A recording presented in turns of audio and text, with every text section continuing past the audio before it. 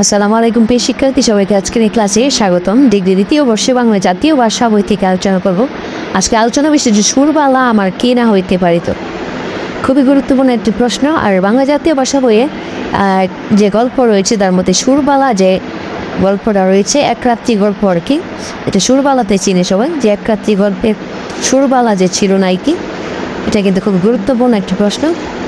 আর সে প্রশ্নটি সুরবালা আমার কি না হইতে পারত। নায়কে যে কথাটা বলেছিল এটার আজ সংক্ষিপ্ত আলোচনা করব। সুরবালা আমার কি না হইতে পারত, এটি রবীন্দ্রনাথ ঠাকুরের এক রাত্রি গল্পের একটি বিখ্যাত উক্তি। এই গল্পের নায়ক, যিনি সেকেন্ড মাস্টার নামে পরিচিত, বাল্যকালে সুরবালার সাথে তার গভীর সম্পর্কের কথা স্মরণ করে এবং আক্ষেপ প্রকাশ করেছেন। তিনি মনে করতেন সুরবালা তার সবচেয়ে কাছের জন, তার জীবনের সুখ দুঃখের সঙ্গিনী হতে পারত। এক রাত্রি গল্পে সুরবালা গল্পের নায়ক এবং রামলোচন বাবু সরকারি উকিল প্রতিবেশী ছিল। গায়ক ও সুরবালা একসাথে পাঠশালায় যেতেন এবং বউ বউ খেলতেন।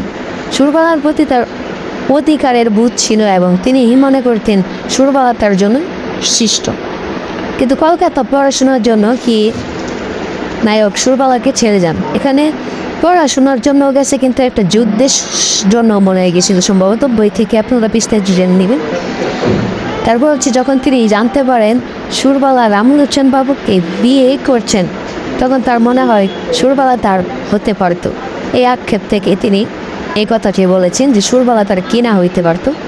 এটি আজকে আমাদের সংক্ষিপ্ত আলোচনা। এই গল্পের মাধ্যমে রবীন্দ্রনাথ ঠাকুর সম্পর্কে জটিলতা, নিয়তি এবং ভালোবাসার যে আকাঙ্ক্ষা তা ফুটিয়ে তুলেছেন। সবাইকে ধন্যবাদ প্রিয় শিক্ষার্থী। আজকে জানতে পারলাম আসলে সুরবালা আমার কি না হইতে পারতো, এটা কেন ব্যাখ্যা করেছেন সেই সম্পর্কে। ধন্যবাদ সবাইকে।